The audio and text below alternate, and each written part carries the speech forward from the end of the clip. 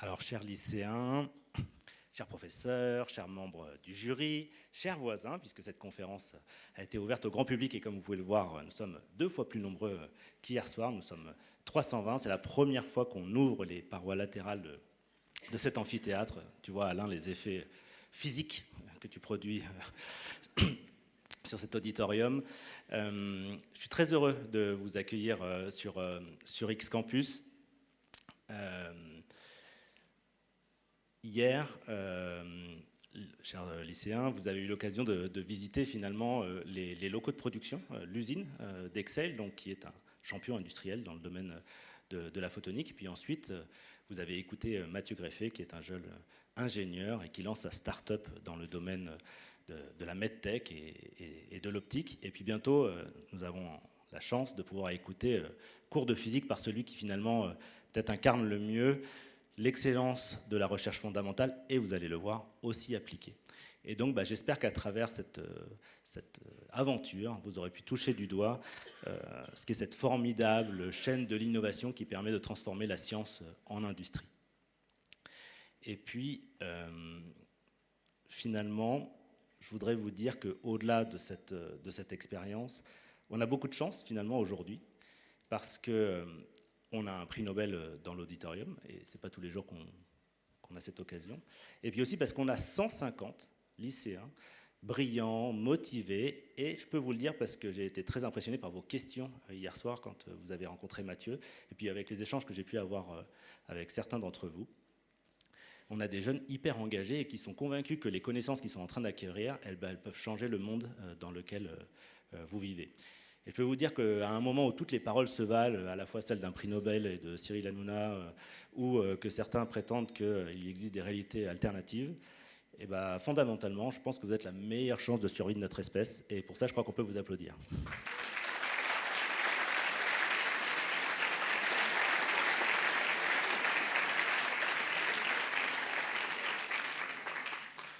Alors, je vais laisser la place à Alain, que je vais inviter à me rejoindre.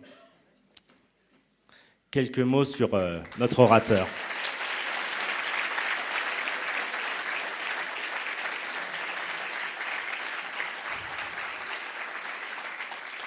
Alain, tu es diplômé de l'École nationale supérieure. Tu es aujourd'hui professeur à l'Institut d'optique. École normale supérieure de Cachan quand j'y étais, et aujourd'hui École normale supérieure Paris-Saclay. Correction est faite. Et thèse à l'Institut d'optique. Dont tu es professeur émérite, voilà. Ainsi qu'à l'École polytechnique. Oui. Voilà.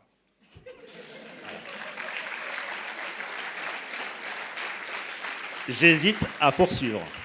Mais non, je tiens quand même à parler des endroits qui m'ont permis de faire ce que j'ai pu faire. Tu as raison. L'ENS de Cachan à l'époque a joué un rôle essentiel dans ma formation, dans mon goût de l'expérience, et l'Institut d'optique m'a permis de faire une expérience sur un sujet qui était très mal vu à l'époque, et les gens qui étaient à l'Institut d'optique ont eu l'ouverture d'esprit de me laisser faire ça.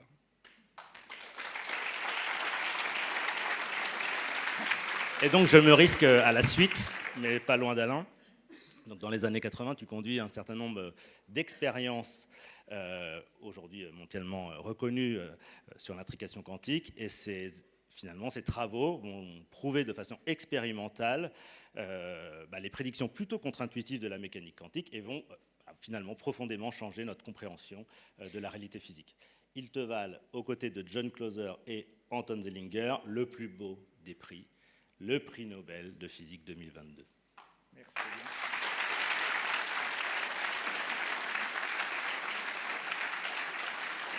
Alain Aspect.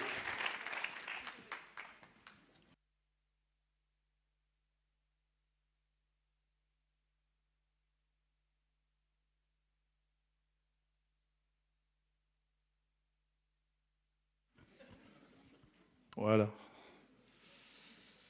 Bon, merci pour cette introduction, Julien.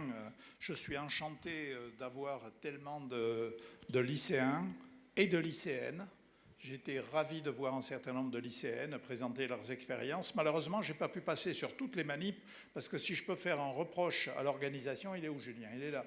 Si je peux faire un reproche à l'organisation, c'est que vous avez fait remballer les expériences plus tôt que je ne le pensais. Donc je n'ai pas pu passer devant tout le monde. Je suis désolé, mais je suis très heureux d'avoir vu un certain nombre de demoiselles, parce qu'il y a toujours ce stéréotype dans lequel « ouais, est-ce que les maths et la physique, c'est vraiment fait pour les filles ?»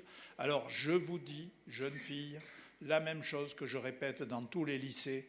Si vous aimez les maths et la physique et que vos parents vous disent que ce n'est pas un métier pour les filles, dites-leur que vous avez rencontré un prix Nobel qui dit le contraire. Les maths et la physique, c'est fait pour les filles dès l'instant où elles trouvent que c'est intéressant.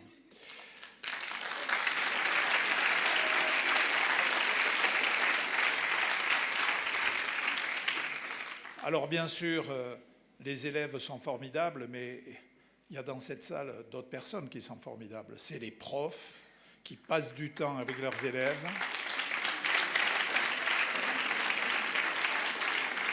Pour accompagner leur goût et leur faire connaître la science d'une façon un peu plus concrète que simplement, bien sûr, leur cours, c'est leur métier, mais tous ces profs qui préparent leurs élèves à venir aux Olympiades, etc., vous jouez un rôle énorme pour créer la génération de demain des gens qui joueront leur rôle dans la science. J'approuve à 100% ce qu'a dit Julien sur le fait que l'avenir de notre société dépend de vous.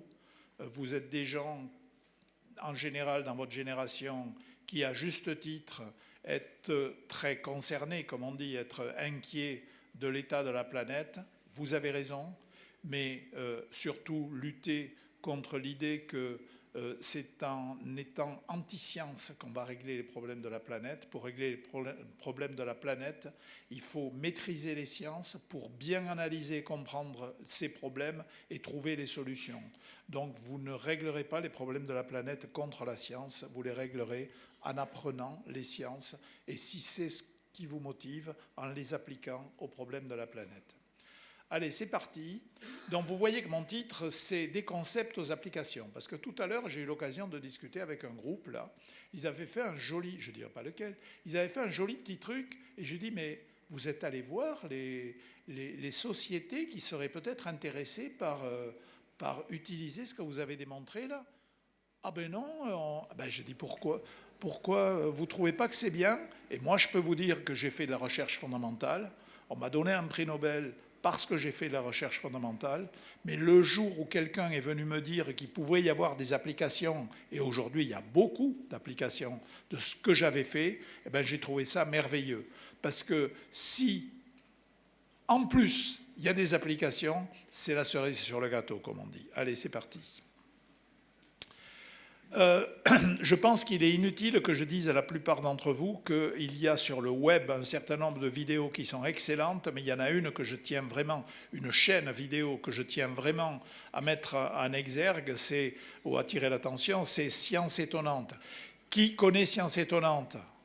Voilà, c'est très bien. Alors, ceux qui ne connaissent pas Science étonnante, je vous encourage à aller voir. Vous avez des vidéos qui sont excellentes, qui sont faites par un physicien, mais dont le champ est extrêmement large. Il y a des vidéos sur la physique, sur les maths, sur la chimie et même sur la biologie, qui sont toutes formidables. Donc, passez du temps sur ces vidéos. On dit qu'il ne faut pas passer de temps devant les écrans, mais si vous passez du temps devant votre écran, devant Science étonnante, vous n'aurez pas perdu votre temps. Bon, il y a, par exemple, sur ce que j'ai fait, la vidéo de Science étonnante est formidable. Il y a aussi un ancien étudiant à moi qui a fait quelques vidéos qui, entre parenthèses, sont subventionnées par les mêmes personnes que celles qui vous accueillent ici aujourd'hui, par la fondation XBlue, Xcore, et qui s'appelle, c'est un programme YouTube qui s'appelle Photons jumeaux. Il y a 4 épisodes de 15 minutes chacun, c'est excellent, c'est un ancien étudiant à moi. Bon, allez, continuons. Alors, la physique quantique, c'est quoi? Alors, vous allez me dire, bon, on sait, le prof nous a expliqué. Oui, d'accord, mais la base de la pédagogie, c'est la répétition. Alors, je vais dire les choses avec mes mots. Alors, d'abord, il y a quelque chose qui est caractéristique dans la physique quantique, c'est qu'elle est étrange. Alors, du coup, il y a des gens qui pensent qu'elle est irrationnelle. Non, non, elle est étrange, mais pas du tout irrationnelle. Elle donne lieu à des raisonnements parfaitement rationnels. Alors, qu'est-ce que c'est la physique quantique? C'est essentiellement une théorie, un formalisme mathématique qui permet de décrire parfaitement des faits observés qui sont incompréhensibles en physique classique. À la fin du 19e siècle, la physique classique était capable d'interpréter beaucoup de choses, et puis un certain nombre de faits étaient ininterprétables dans le domaine par le formalisme de la physique classique, et il a fallu donc inventer un nouveau formalisme. Ça a pris des décennies, je reviendrai là-dessus dans un moment, mais les enjeux étaient quand même forts. Il fallait comprendre la stabilité de la matière, la liaison chimique, toutes choses qui n'étaient pas comprises à la fin du 19e siècle, la façon dont la lumière est absorbée et émise par la matière. Et puis, un peu plus tard, mais enfin dès le début du 20e siècle, on a commencé à observer des choses étranges comme la supraconductivité ou la superfluidité. Donc, la physique quantique, ça permet de décrire correctement par des mathématiques des phénomènes qu'on ne sait pas décrire par les formalismes classiques. Une bonne théorie physique, c'est une théorie qui non seulement sait décrire ce qu'on a déjà observé et qu'on n'arrivait pas à interpréter, mais en plus, une bonne théorie, ce qui fait qu'on sait que la théorie est bonne, c'est qu'elle prévoit des nouvelles choses qu'on n'avait jamais observées. On va au laboratoire et on l'observe. Par exemple, la physique quantique prévoyait l'intrication. On ne l'avait jamais observé de façon directe. Je suis allé au laboratoire et j'ai observé que l'intrication était aussi extraordinaire que ce que prévoyait le formalisme de la mathématique, de la physique quantique. À ce stade-là, peut-être, vous n'êtes pas pressé, vous n'allez pas partir au bout de 45 minutes. À ce stade-là, j'aime bien donner un exemple. Je trouve que c'est le plus bel exemple de théorie physique, ce sont les équations de Maxwell qui décrivent les lois de l'électromagnétisme. En 1865, Maxwell écrit un ensemble de 4 équations qui décrivent tout ce qu'on sait jusque-là en magnétisme et en électricité. On sait un certain nombre de choses, mais enfin, on n'en sait pas tant que ça. Mais enfin, on a du mal à les décrire. Maxwell a écrit 4 équations qui le décrivent. Et puis, simplement, en observant ces équations, il s'aperçoit qu'il y a des solutions qui évoquent quelque chose qu'on n'avait jamais imaginé, c'est qu'il y a des ondes électromagnétiques, c'est-à-dire formées d'un champ électrique et magnétique qui se propagent, et ces équations lui permettent de calculer la vitesse de ces ondes que personne n'a jamais vues. Enfin, les gens croient que personne ne les a jamais vues. Et ils trouvent 300 000 km par seconde. Et là, comme on sait déjà en 1865 que la lumière se propage à 300 000 km par seconde, Maxwell écrit avec une litote toute britannique, on ne peut pas s'empêcher de faire la relation entre ce nombre, 300 000. Alors, ce n'est pas 300 000 km par seconde, hein, c'est sûrement des miles par je ne sais quelle unité, mais peu importe. On ne peut pas s'empêcher de faire la relation avec la vitesse de la lumière. Et on résout ainsi une question qui se pose depuis des siècles et des siècles, quelle est la nature de la lumière? Depuis le début du 19e siècle, on sait que la lumière est formée d'ondes, parce que les travaux de Thomas Young en Angleterre et Augustin Fresnel en France ont montré à l'évidence que c'est des ondes, mais on n'a aucune idée de la nature de ces ondes. Et en 1865, on sait que ces ondes sont des ondes électromagnétiques, parce que dans les équations de Maxwell, on a trouvé des nouvelles solutions qui sont des ondes se propageant là. Et ce n'est pas la fin de l'histoire. Je vous ai parlé d'applications. Il y a un monsieur qui s'appelle Gustav Hertz, qui lit les équations de Maxwell et qui dit « mais moi, je devrais arriver à produire ces ondes au laboratoire ». Et en 1870, Hertz produit les premières ondes hertziennes. C'est la base de toutes les communications, radio, télévision, téléphone portable, tout ce que vous voulez.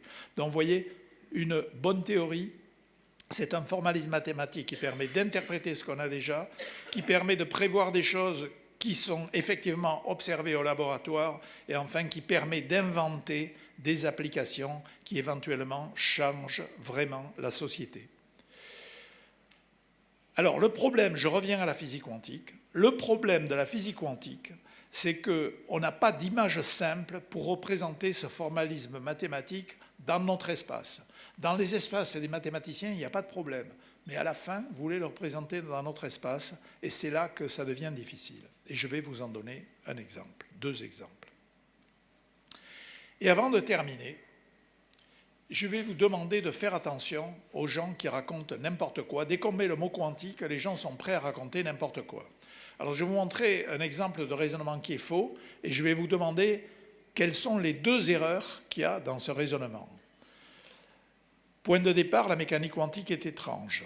Deuxièmement, la torsion des petites cuillères à distance par la force de l'esprit est étrange. Troisièmement, la torsion des petites cuillères à distance par la force de l'esprit est un phénomène quantique. Alors, qu'est-ce qui est faux là-dedans?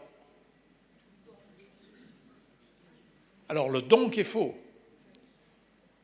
Mais la torsion des petites cuillères à distance par la force de l'esprit, personne ne l'a jamais observé dans une expérience sérieuse, dans une expérience validée sérieusement qui suit les critères scientifiques.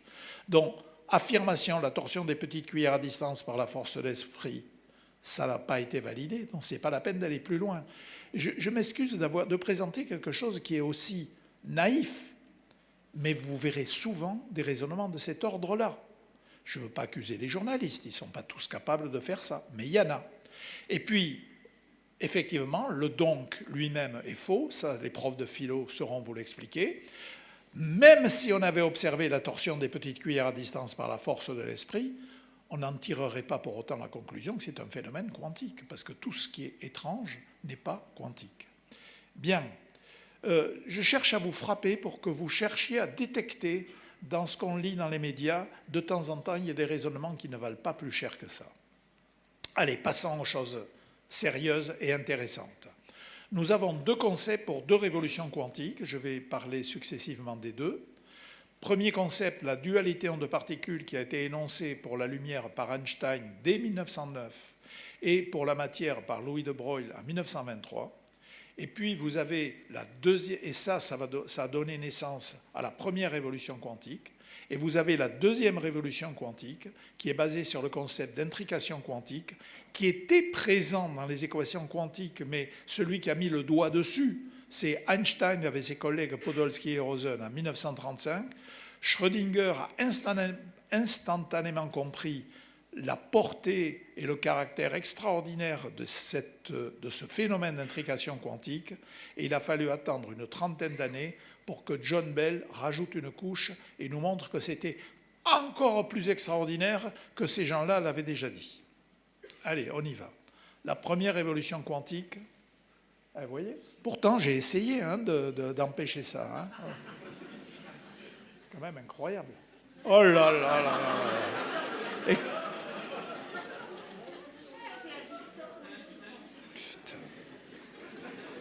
Pourtant, je croyais les avoir éteintes tout à l'heure. Hein. Eh bien non, je n'avais pas tout éteint. Vous n'avez pas pris des photos. Hein.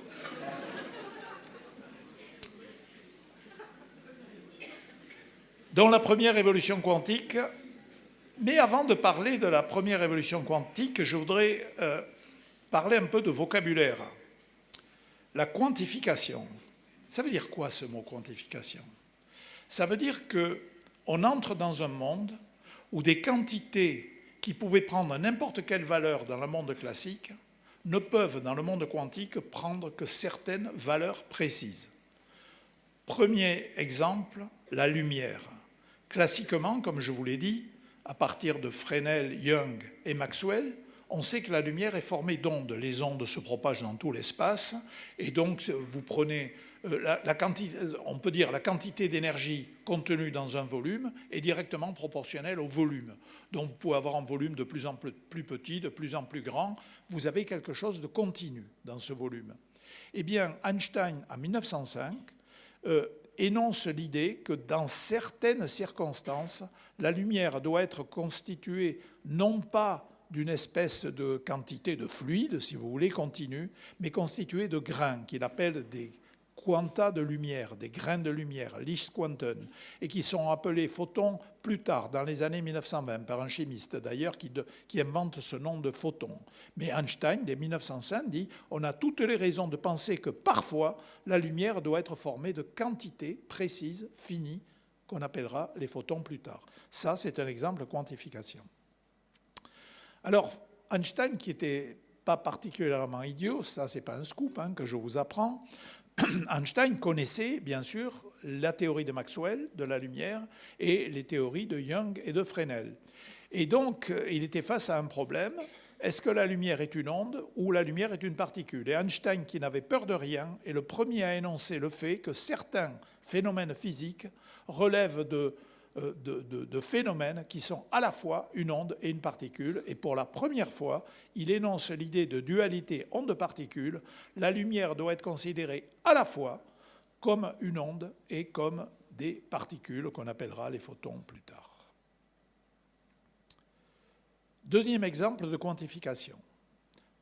Donc du fait que certaines quantités qui de façon classique peuvent prendre n'importe quelle valeur, dans le monde quantique, ne peuvent prendre qu'un nombre discret de valeurs. Discret, ça veut dire qu'on a une suite finie.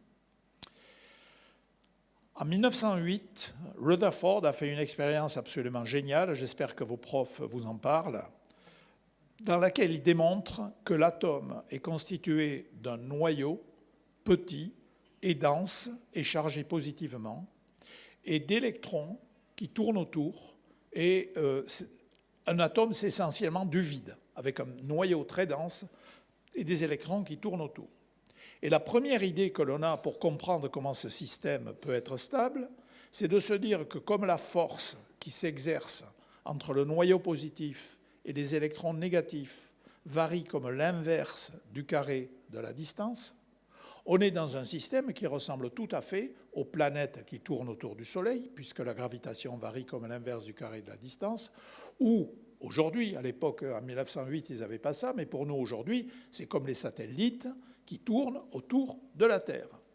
Donc on a ce modèle planétaire de l'atome, mais pour un certain nombre de raisons, là j'ai vraiment pas le temps de vous en parler, mais demandez à vos profs, ils savent, ils sauront vous l'expliquer. Niels Bohr, en 1913, énonce l'idée que, en fait, ces trajectoires d'électrons autour du noyau ne peuvent pas prendre n'importe quelle longueur, ne peuvent pas être à n'importe quelle altitude. Il n'y a que certaines altitudes qui sont permises pour les électrons autour du noyau. Et c'est un deuxième exemple de quantification. Seules certaines trajectoires sont permises. Alors, Niels Bohr va chercher ça un peu au doigt mouillé, mais le point merveilleux, c'est qu'en faisant cette hypothèse, dont il relie, on va dire, pour simplifier les choses, la longueur des trajectoires, donc si vous voulez le diamètre des trajectoires à la constante de Planck, qui est une constante universelle qui a été introduite en 1900, et d'un seul coup, eh bien, le modèle qu'il obtient permet de comprendre avec une grande précision la valeur des longueurs d'onde du rayonnement émis par un atome d'hydrogène que vous excitez. Et ça veut dire qu'il y a clairement quelque chose qui est vraiment très profond et très juste dans l'atome de Bohr. Mais on ne sait quand même pas vraiment d'où il sort sa condition de quantification. Eh bien, ce qui va nous l'apprendre, c'est la notion de dualité onde-particule qui est énoncée par Louis de Broglie en 1923. Louis de Broglie a été très impressionné par la dualité onde-particule énoncée par Einstein pour les ondes, et Louis de Broglie dit « Ok, donc ce que nous pensions être des ondes, la lumière, c'est aussi des particules. Ce que nous pensons être des particules, les électrons, pourquoi ce ne serait pas aussi des ondes ?» Et il fait un certain nombre de raisonnements qui le conduisent à dire que si on doit associer une onde à la particule électron, eh bien, la longueur d'onde, vous savez tous bien sûr en terminale ce qu'est la longueur d'onde d'une onde, la longueur d'onde est reliée à la vitesse de la particule et il trouve la relation entre vitesse de la particule et longueur d'onde. Et immédiatement, il comprend que ça lui donne la clé de la compréhension de la condition de quantification de Bohr, parce qu'effectivement, si l'électron qui est sur son orbite ici doit aussi être associé à une onde, il faut qu'au bout d'un tour complet, l'onde retombe sur elle-même. Il faut qu'elle revienne en phase, sinon c'est n'importe quoi. Et donc cette condition, qui a un nombre entier de longueurs d'onde sur une orbite, est la condition qui sélectionne les orbites de Bohr. Donc vous voyez que la dualité en deux particules, c'est quelque chose qui maintenant, en 1923, est très convaincant. Mais à ce moment-là, les physiciens, qui veulent toujours en savoir plus, disent « Attendez, s'il y a des ondes il y a une équation d'onde. C'est quoi l'équation d'onde? Alors pour les ondes électromagnétiques de Maxwell, l'équation d'onde, c'était dans les équations de Maxwell. Et il dit, c'est quoi l'équation des ondes de matière? Parce que De Broglie, il est bien gentil, il nous a dit, voilà la longueur d'onde, mais ça sort d'où? Elle est où l'équation d'onde? Et là, il y a un type génial qui s'appelle Schrödinger, qui en 1925 trouve l'équation d'onde, peu importe la façon dont elle est écrite. Moi, ce qui m'intéresse dans cette photo, c'est regarder comme il est content d'avoir trouvé la fonction d'onde. Et regardez comme De Broglie est content d'avoir trouvé sa relation entre la longueur d'onde et la quantité de mouvement de la particule, voyez.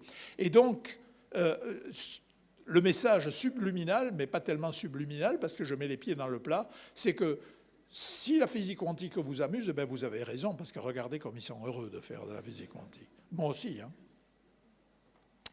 Alors, je vais juste vous décrire une expérience qui a été faite au laboratoire pour vérifier de la façon la plus claire, la plus élémentaire possible, la notion de dualité onde-particule pour un photon unique. Alors, en 1985, avec mon premier thésard Philippe Grangier, on a pensé qu'on était capable, avec la source qui était dans le laboratoire, qui avait permis de tester l'intrication, on a pensé qu'on était capable d'émettre les photons un par un. Alors vous allez me dire, ça on savait le faire depuis toujours. Eh bien non, personne n'avait jamais été capable d'émettre les photons un par un. Ce que je veux dire photons un par un, c'est on en met un et un seul. Ce que les gens faisaient jusque-là, c'est qu'ils atténuaient un faisceau lumineux et ils disaient « Oh, il est tellement atténué que de temps en temps, il y en a un, mais vous pouvez en avoir deux, vous pouvez en avoir zéro. » Nous, on dit on est capable d'émettre un et un seul. Et ça, on prétend qu'on va être capable de le démontrer en envoyant le photon sur une lame semi-réfléchissante. Tiens, je m'aperçois que j'avais apporté un truc pour faire des expériences. Bon, je m'en servais tout à l'heure. Il est où mon sac? Il y a mon sac là? Ouais. Il y a quelqu'un qui peut m'amener mon sac? Vous me le mettez là à côté, je vais m'en servir tout à l'heure. Voilà. J'aurais dû préparer, mais tout à l'heure, ils m'ont distrait en me faisant faire autre chose. Et du coup, je n'ai pas pu vérifier que j'étais capable de vous faire une expérience. Donc, je vais improviser tout à l'heure. Oui, donc, on a ici, on envoie la lumière sur ce qu'on appelle une lame semi-réfléchissante. Alors, une lame semi-réfléchissante, la plus élémentaire, c'est un morceau de verre. Vous envoyez un faisceau lumineux sur un morceau de verre. Qu'est-ce qui se passe? Ben, il y a une partie qui est transmise, une partie qui est réfléchie. Vous avez tous vu ça quand vous avez un rayon de soleil qui arrive sur une vitre. Il y a une partie qui est réfléchie, une partie qui est transmise. Eh bien, une lame semi-réfléchissante, c'est à peu près la même chose que vous avez au laboratoire. Donc, on dit, voilà, on va envoyer notre photon sur la lame semi-réfléchissante. Alors, si c'était une onde lumineuse, on aurait une partie réfléchie, une partie transmise. Mais si les mots ont un sens, et si vraiment on a une particule et une seule, une particule, ça ne se coupe pas en deux. Donc, si j'envoie une particule sur la lame semi-réfléchissante, eh bien, soit elle va être réfléchie, soit elle va être transmise. Eh bien, on l'a démontré parce qu'on a mis en œuvre un circuit électronique qui s'appelle un circuit à coïncidence, et on a constaté que ce circuit à coïncidence, qui est capable de nous dire qu'il y a une détection simultanée ici et là, eh bien ce circuit à coïncidence, il n'est jamais activé. Donc la probabilité d'une coïncidence est nulle. Ceci montre qu'on a effectivement un photon qui va soit d'un côté, soit de l'autre, alors que si on envoie une onde lumineuse, je peux vous dire qu'il y a beaucoup de coïncidences qui sont observées. Donc on fait cette première expérience qui nous prouve qu'on a un photon. Le photon arrive sur la lame semi-réfléchissante, il va soit d'un côté, soit de l'autre. Alors ensuite, on prend le même montage, la même source, la même lame semi-réfléchissante, mais maintenant, au lieu de mettre un détecteur ici et un détecteur là, on recombine les deux rayons lumineux. Si on a une onde lumineuse, elle se coupe en deux, et on recombine les deux ondes sur une lame semi-réfléchissante. Et ici, on a un phénomène d'interférence. Vous avez étudié les phénomènes d'interférence, peut-être pas ce schéma-là qui s'appelle un interféromètre de Mach-Zehnder, mais vous voyez bien l'idée, on coupe l'onde en deux, on recombine ici, et suivant que les deux ondes arrivent en phase ou en opposition de phase, elles vont sortir d'un côté ou de l'autre. Alors, pour prouver que c'est vraiment des interférences, ce qu'on fait, c'est qu'on met ce miroir sur ce qu'on appelle une cale piézoélectrique, qui est un petit système qui permet de déplacer le miroir par une petite fraction de micromètre. donc une quantité qui est petite devant la longueur d'onde, et donc on va être capable de faire varier la différence entre le chemin du haut et le chemin du bas par une quantité qu'on contrôle parfaitement à l'échelle dans la longueur d'onde. Et quand on fait ça, voilà, donc on a l'ondelette qui arrive ici, elle se partage en deux, elle se recombine sur la lame semi-réfléchissante, et qu'est-ce qu'on voit ? On voit que quand on déplace le miroir, eh bien, la probabilité de détecter ici passe par un maximum, puis un minimum, puis un maximum, puis un minimum. Et de l'autre côté, évidemment, c'est l'effet opposé. Quand c'est un maximum ici, c'est un minimum là, etc. Et donc, dans cette deuxième expérience, eh bien, on montre que le machin qui a été émis par la source se comporte comme une onde qui est coupée en deux et recombinée. Et oui, mais le machin, c'est le même que celui de la première expérience. On n'a rien changé à la source. On n'a rien changé à la lame semi-réfléchissante qui est là. Donc, on met en évidence la dualité onde-particule, et c'est pour ça que le machin, je le représente comme à la fois une onde et une particule. Alors, quelle est la différence entre les deux expériences ? Eh bien, c'est que les deux expériences posent des questions différentes. L'expérience du haut demande: si je te mets dans une expérience qui vise à prouver que tu es une particule, est-ce que tu es une particule ? Et le machin répond: oui, je suis une particule. L'expérience du bas vise à poser la question: si je te mets dans un interféromètre, est-ce que tu te comportes comme une onde ? Et le truc répond: oui, je me comporte comme une onde. Et alors là, il y a Niels Bohr qui nous fait remarquer qu'on ne peut pas poser les deux questions à la fois. Il faut choisir la question qu'on pose, et donc la dualité en deux particules va de pair avec ce qu'on appelle la complémentarité, c'est-à-dire qu'en physique quantique, il faut choisir ce qu'on observe. Bien, donc tout ça a été démontré en 1986, expérimentalement, dans la thèse de Philippe Grangier. Alors cette dualité en deux particules, ne croyez pas que c'est juste une fantaisie de théoriciens ou de physiciens qui ne s'intéressent qu'aux choses fondamentales. Bien sûr, c'est absolument passionnant pour les physiciens qui s'intéressent aux choses fondamentales. Mais ça a permis d'inventer des applications qui ont bouleversé le monde. Alors vous qui êtes jeunes, vous ne le savez pas, parce que vous êtes nés dans ce monde. Mais les gens comme nous, et j'en vois un certain nombre là, qui sont peut-être pas aussi vieux que moi, mais qui quand même ont quelques heures de vol, comme on dit dans ces cas-là, il faut que vous sachiez qu'il y a eu une révolution au cours du 19e siècle, et je vais juste vous donner les jalons pour que vous ayez conscience de la durée que prennent ces progrès. La physique quantique, je vous l'ai dit, elle émerge entre 1900 et 1925 par la nécessité de rendre compte de phénomènes dont on ne savait pas rendre compte. Et en 1925, ça y est, on a l'équation de Schrödinger, on sait décrire, on sait pourquoi la matière est stable. Ah oui, pourquoi ils avaient un problème, les gens du 19e siècle ? Parce qu'ils savaient déjà que la matière était formée de charges positives et négatives, et ils savaient que les charges positives et négatives s'attirent. Donc, conclusion, la matière doit s'effondrer sur elle-même, puisque les charges positives et négatives s'attirent. Pourquoi elle ne s'effondre pas ? Parce que la physique quantique nous apprend que l'électron ne peut pas trop s'approcher du noyau parce qu'il est une onde. Bon, vos profs pourront vous expliquer en détail pourquoi, mais il n'y a pas de stabilité de la matière sans physique quantique.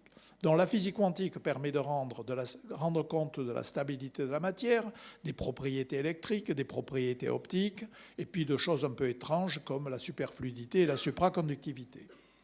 Mais la physique quantique va aussi permettre une révolution technologique, parce que le laser et le transistor n'ont pas été inventés par des gars qui bricolent dans leur garage. Ils ont été, parce qu'aujourd'hui c'est la mode, là en Californie on dit c'est plus la peine de faire des études, etc. Les gars bricolent dans les garages et ils font des start-up. Non. Le laser, le transistor et les circuits intégrés ont été inventés par les meilleurs physiciens de l'époque qui essayaient de comprendre comment décrire le mouvement des électrons dans la matière en utilisant la physique quantique, dont le transistor a été inventé en 1947. Donc vous voyez, la physique quantique est établie en 1925. Il faut attendre 1947 pour connaître la première vraie application technologique de la physique quantique. Le laser est inventé en 1960. Les circuits intégrés, c'est-à-dire comment on arrive à faire beaucoup de transistors sur une seule puce, Ça a été inventé à peu près dans les mêmes années, aux alentours des années 1960. Il faut attendre 1980 pour avoir les premiers ordinateurs qui mettent vraiment en œuvre toutes ces technologies. Et c'est donc là que se produit ce basculement de la société, cette révolution sociétale qui est le passage à la société de l'information et de la communication qui donne Internet et tout ce que vous avez aujourd'hui. Encore une fois, les gens des générations qui sont avant vous, ils ont vu cette révolution certainement aussi importante qu'au XIXe siècle, la révolution qui a été permise par l'invention de la machine à vapeur. Donc, ce que je voulais ici vous montrer, c'est qu'on a une révolution qui est au départ conceptuelle, qui ensuite est scientifique et enfin est technologique, et que ça prend des décennies et des décennies, presque un siècle, en ce qui concerne la physique quantique. Alors on va passer à la deuxième révolution quantique, et on va se poser la même question. Le concept, c'est quoi? Les applications scientifiques, c'est quoi? Et les applications technologiques, c'est quoi? Alors commençons par l'intégration, et c'est là que je vais faire ma petite expérience que j'aurais dû préparer d'avance. Vous m'accordez 2 minutes, on va y arriver.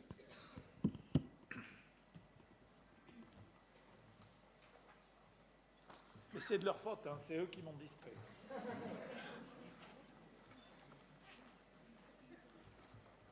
Julien, tu peux dire pourquoi vous m'avez distrait? Non, tu ne veux pas dire. Pendant que je déballe mon truc.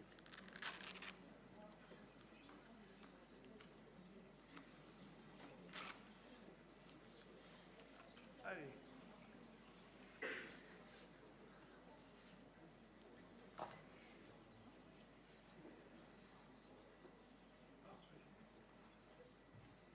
Donc je vais vous parler de polarisation de la lumière et de mesure de polarisation.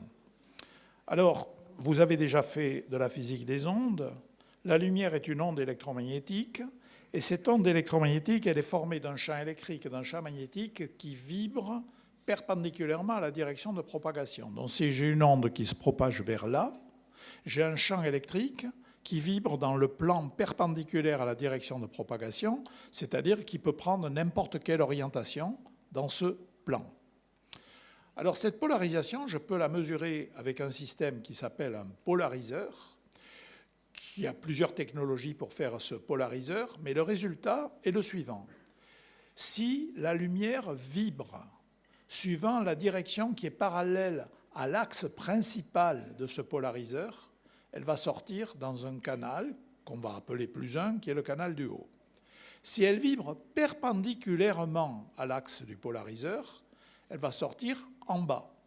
Et puis, si elle vibre à un angle qui est ni cette direction, ni la direction perpendiculaire, eh bien, une fraction du faisceau va sortir en haut et une fraction du faisceau va sortir en bas. Et en mesurant les intensités relatives de ce qui sort en haut et de ce qui sort en bas, il y a une histoire de cosinus et de sinus, on saura déterminer la direction de vibration de la polarisation. Alors, je vous démontre ça.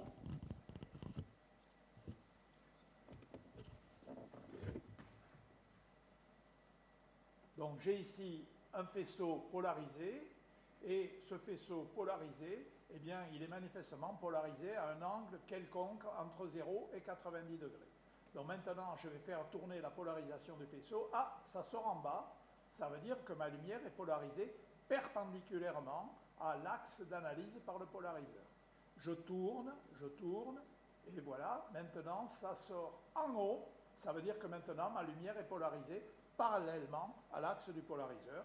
Et je reviens entre les deux. Ben là, par exemple, comme les deux tâches sont à peu près de même intensité, j'en conclus que la polarisation est à 45 degrés de l'axe d'analyse par le polariseur. Alors tout ça, c'est bien joli. Oh, c'est pas pause. Et vous avez vu, en plus, c'est un prix Nobel qui me parle là. Non, mais c'est incroyable. Vous avez vu, c'était Michel Devoré qui m'a envoyé un message. Je ne sais vraiment pas comment faire pour éliminer tout ça. Attendez, je vais quand même essayer. Je ne sais pas. Hein. Non, je ne sais pas comment faire. Parce que si je fais ça, ah non, comment je peux le... Qu'est-ce que je peux faire? Tu peux arrêter... Ben, je peux arrêter le Wi-Fi. Ben oui, mais il est caché là, le Wi-Fi. Il s'est caché. Non, il s'est... Mais t'as raison. Voilà. C'est quand même embarrassant. On va arrêter le Bluetooth aussi, parce que si tu as ton téléphone... Parce que si jamais Michel Devoré me dit « Mais qu'est-ce que tu perds ton temps à faire des conférences devant les... » C'est quand même embêtant. Non, il n'est pas comme ça. Hein. Il adore faire des conférences au public aussi. Bien. Merci beaucoup, Sophie. Alors, donc, je fais ma mesure de polarisation de la lumière. Si c'est un faisceau lumineux, il y a un morceau qui va en haut, il y a un morceau qui va en bas.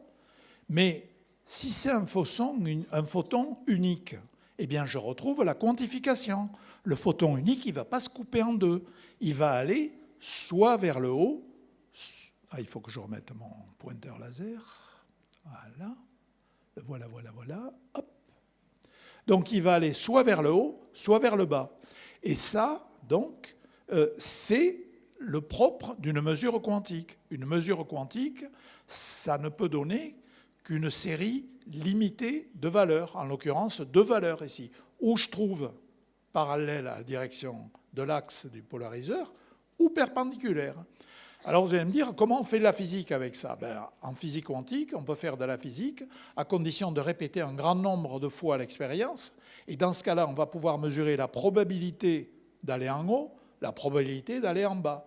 Et comme le formalisme mathématique de la physique quantique, justement, me permet de donner des résultats probabilistes, on va pouvoir comparer les résultats probabilistes du calcul avec ce qu'on observe dans l'expérience. Donc, vous voyez, c'est ça la base d'une expérience de physique quantique.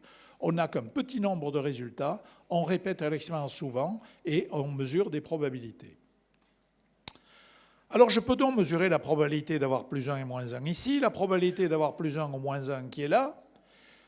Mais il y a une chose qui est particulièrement intéressante dans le cas d'un état intriqué, je vais vous expliquer ce qu'est un état intriqué, c'est de mesurer la probabilité conjointe d'avoir plus 1 d'un côté et plus 1 de l'autre, ou plus 1 d'un côté et moins 1 de l'autre.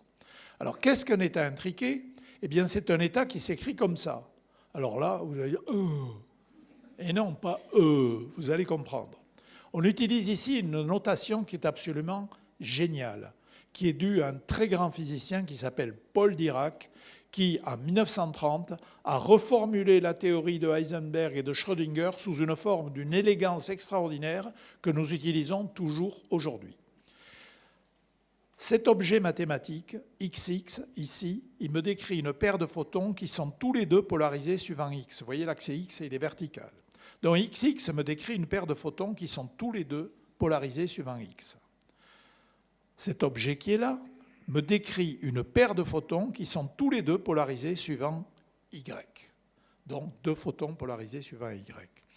Eh bien, ce que remarquent Einstein, Podolsky et Rosen, c'est que si on croit vraiment aux mathématiques de la physique quantique, si cet état est un état possible qui peut exister dans la nature, et si cet état est un état possible qui peut exister dans la nature, alors la combinaison de ces 2 états existe également.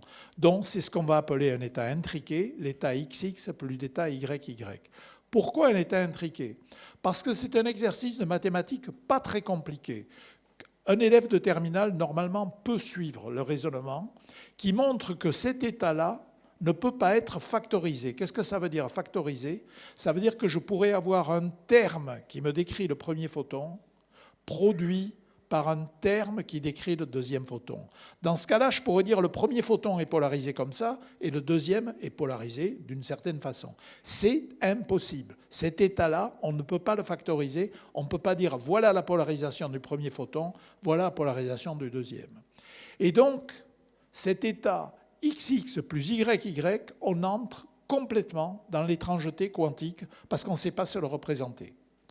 Quelque part, c'est aussi étonnant que le chat de Schrödinger qui est à la fois vivant et mort. Sauf que le chat de Schrödinger, naturellement, il a des milliards d'atomes et de molécules.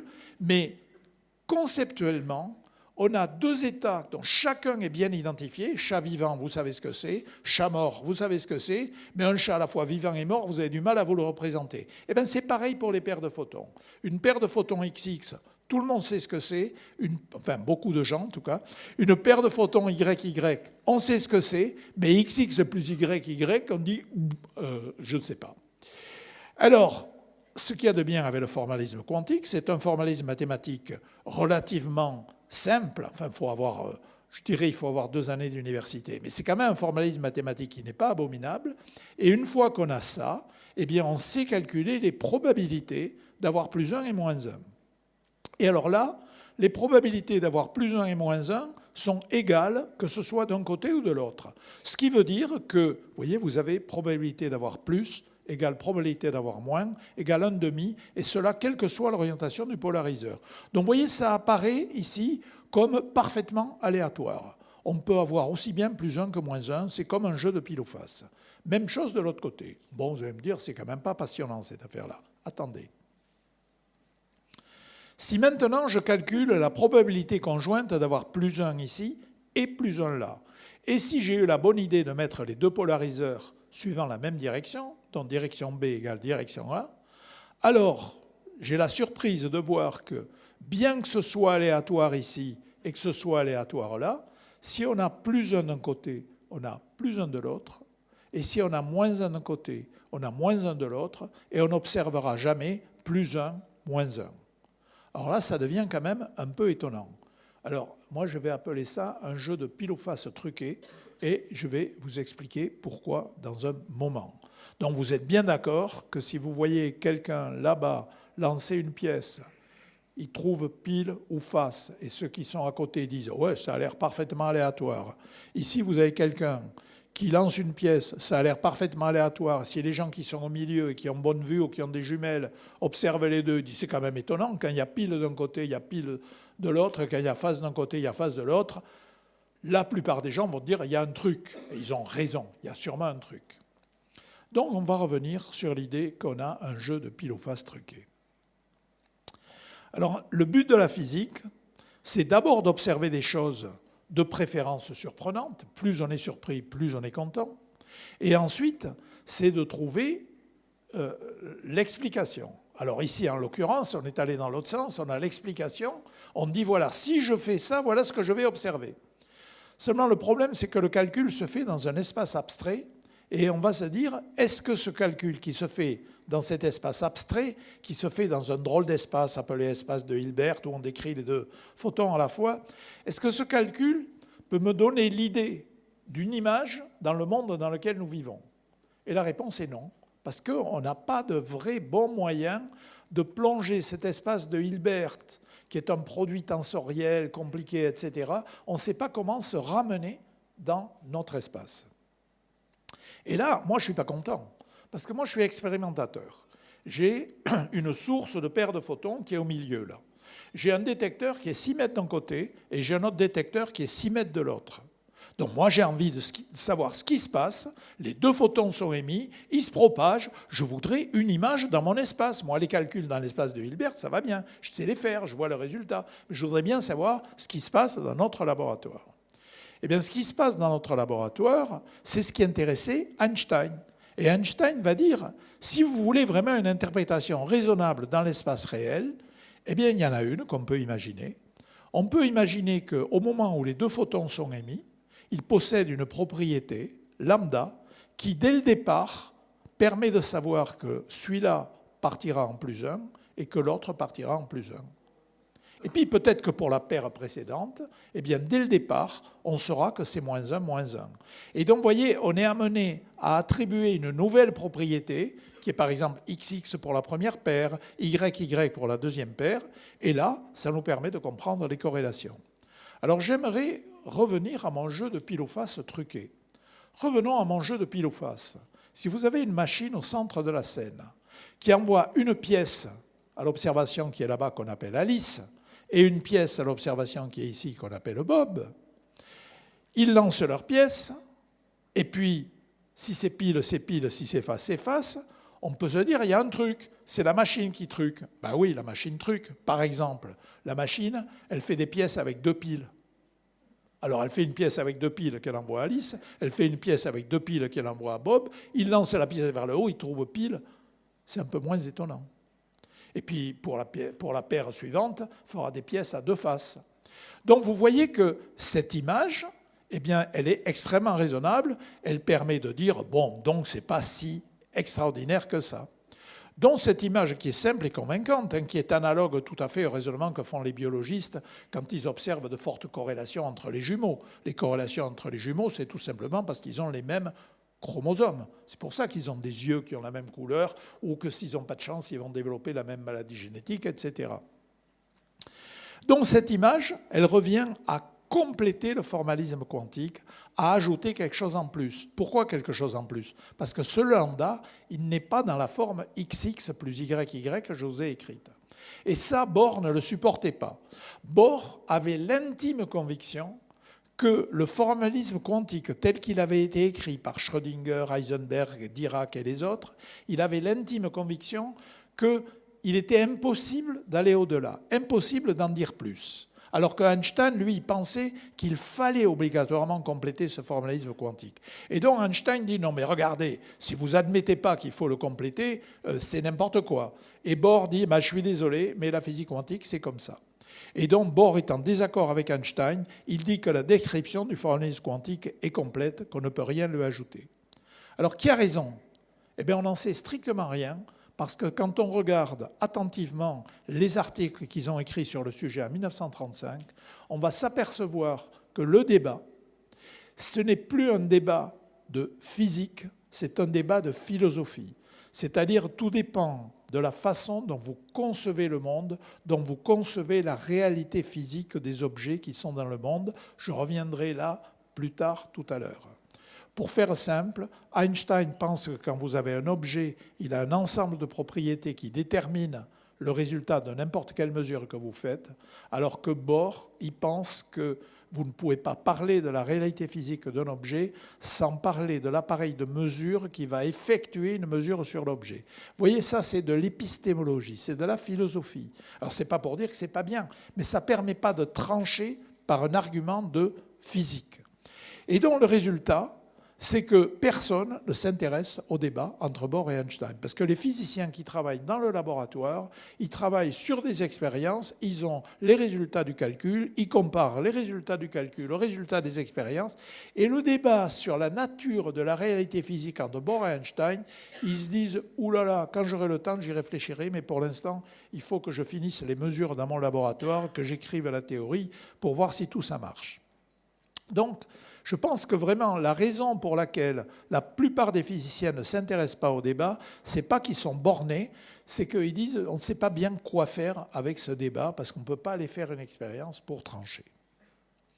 Eh bien, figurez-vous qu'en 1964, donc 29 ans plus tard, il y a quelqu'un qui découvre que ce débat qui avait l'air de nature philosophique, on va pouvoir le trancher par une expérience. Ce monsieur s'appelle John Bell. Il est théoricien au CERN à Genève, c'est-à-dire que son travail quotidien, c'est d'écrire des équations pour décrire le comportement des particules élémentaires et pour analyser les résultats des expériences qui sont faites dans les grands accélérateurs de Genève. Mais lui, il trouve que le débat entre Bohr et Einstein, c'est vraiment intéressant. Et le week-end, il réfléchit à ce débat. Comme il dit, pendant la semaine, je fais mes calculs quantiques. Mais le week-end, il réfléchit. Et tout d'un coup, il découvre quelque chose d'absolument extraordinaire. C'est que si on adopte sérieusement le point de vue d'Einstein et qu'on va jusqu'au bout, eh bien, il y a un moment où le point de vue d'Einstein aboutit à une contradiction avec le résultat du calcul quantique. Et donc, on a un désaccord quantitatif entre le point de vue d'Einstein et celui de Bohr. Et donc, puisqu'on a un désaccord quantitatif entre les prédictions, eh bien, on peut faire une expérience pour trancher le débat, et on verra bien si le résultat est en accord avec le résultat du calcul quantique, prévu par la physique quantique standard, ou bien si le résultat est en accord avec ce que nous disent les modèles dans l'esprit d'Einstein. Alors, je ne vais pas vous décrire en détail les expériences. Si vous me posez des questions après, je pourrais y revenir un peu doucement. Mais la première expérience est faite par John Clauser et son étudiant Stuart Friedman à Berkeley En 1972, ils ont ici un gros machin qui émet les photons polarisés, plutôt les photons intriqués. Ici, il a des grands polariseurs qui sont des trucs de 3 mètres de long, larges comme ça, ce qu'on appelle des polariseurs à pile de glace. Et puis il a ses détecteurs. Et le résultat est en accord avec la physique quantique standard et en désaccord avec ce que prévoient les modèles d'Einstein.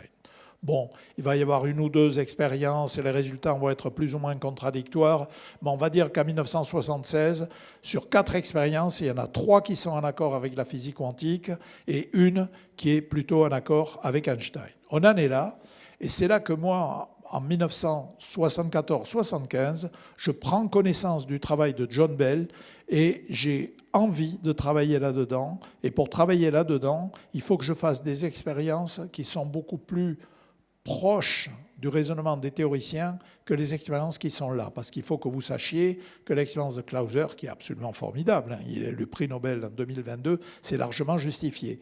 Mais son expérience n'est pas tout à fait conforme au schéma que je vous ai montré. Et donc, il faut une étape intermédiaire indirecte pour arriver à relier ces résultats expérimentaux à ce qu'on appelle le test des inégalités de Bell, qui est ce sur quoi raisonnent les théoriciens. Et donc, je me dis, moi, je veux absolument travailler là-dedans parce que je trouve que le débat est absolument extraordinaire et il faut que je fasse des expériences beaucoup plus proches de l'expérience de pensée. Et donc, je me lance dans la construction d'une source de paires de photons intriqués bien meilleure que celle de Clauser.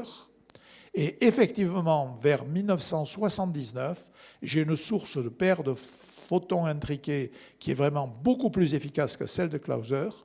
Et je commence par refaire l'expérience de Clauser et je trouve un résultat en accord avec la physique quantique, mais toujours indirect.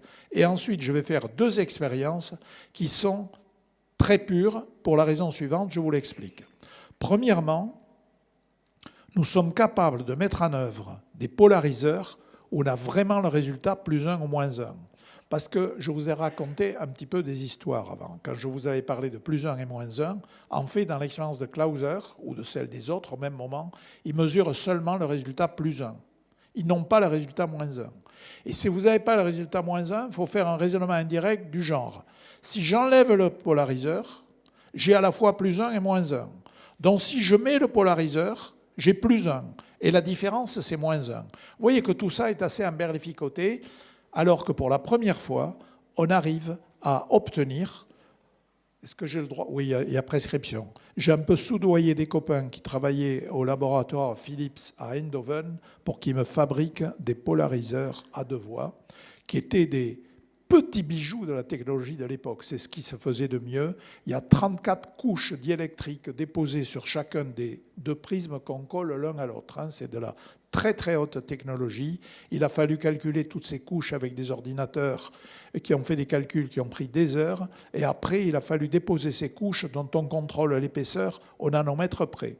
À la fin, les copains ont été capables de construire ça. Alors pourquoi je dis les copains? Parce que quand j'ai demandé combien ça me coûterait, on m'a dit beaucoup trop cher pour un laboratoire académique, on va te le faire gratuitement. Donc je leur ai fait plaisir en leur envoyant quelques bonnes bouteilles de vin. Voilà. Donc à partir de ça, on a été capable de faire pour la première fois une expérience dans laquelle on mesurait à la fois +1 et -1. Et là, il n'y avait pas photo. On avait vraiment la mécanique quantique qui avait raison et on éliminait les modèles à la Einstein. Et puis, la dernière expérience, celle qui m'a vraiment valu le prix Nobel, c'est celle-ci. Alors, je vous explique, sans entrer dans le détail. Ce que Bell avait écrit, il avait dit, pour que ce soit vraiment concluant, pour qu'on puisse vraiment dire qu'on rejette le modèle à la Einstein, il faudrait être capable de choisir l'orientation du polariseur pendant que le photon se propage entre la source et le polariseur. Alors il va falloir aller vite, parce que par exemple, dans mon cas, il y a 6 mètres. Et pour parcourir 6 mètres, la lumière met 20 nanosecondes. Il va donc falloir pouvoir tourner un polariseur à moins de 20 nanosecondes. Alors ici, si vous venez à l'Institut d'optique, vous en verrez dans les vitrines. Mon polariseur, vous avez le polariseur ici au centre, mais vous avez ensuite 2 photomultiplicateurs qui sont derrière. Ces photomultiplicateurs capables de détecter les photons un par un, il faut mettre des blindage autour, parce que sinon, ils vont attraper des signaux parasites. Par exemple, il y avait des gens qui avaient une chambre à brouillard. Là. Vous savez bien qu'il y a des signaux parasites. Vous avez des rayons cosmiques qui arrivent sur le toit du bâtiment, qui donnent une gerbe de particules, qui vont donner des coïncidents, qui vont donner des détections corrélées d'un côté et de l'autre. Donc, un machin comme ça, ça pèse 10 à 15 kilos. Dont l'ensemble pèse 30 kg, on ne va pas tourner 30 kg en moins de 20 nanosecondes. Alors mon l'idée initiale que j'avais proposée dès 1975 et qui a été acceptée à l'Institut d'optique, dont je leur en suis très reconnaissant, c'est que si au lieu de tourner le polariseur, je suis capable de construire un aiguillage qui est capable soit d'envoyer la lumière tout droit, soit de l'envoyer sur le côté, et en face, je mets un polariseur dans l'orientation A. Sur le côté, je mets un deuxième polariseur dans l'orientation A'. Si mon aiguillage est assez rapide, eh bien, j'ai l'équivalent d'un seul polariseur qui passe de A à A' et qui revient à même chose de l'autre côté. J'ai réussi à construire, il a fallu aussi les aiguillages comme ça ne se trouvait pas dans le commerce. J'ai réussi à construire un aiguillage de ce type et le résultat, eh bien, ça a été une expérience qui respectait cette prescription de John Bell qui consiste à dire il faut changer l'orientation des polariseurs pendant que le photon se propage de la source jusqu'au polariseur. Donc, encore une fois, accord avec la physique quantique, il faut renoncer au point de vue d'Einstein. Alors, je vous parle d'une troisième génération d'expériences. Mes expériences ont eu lieu en 1982. Puis, vers la fin des années 1980, il y a des gens astucieux qui se sont dit il y a encore moyen d'améliorer la source de paires de photons intriqués.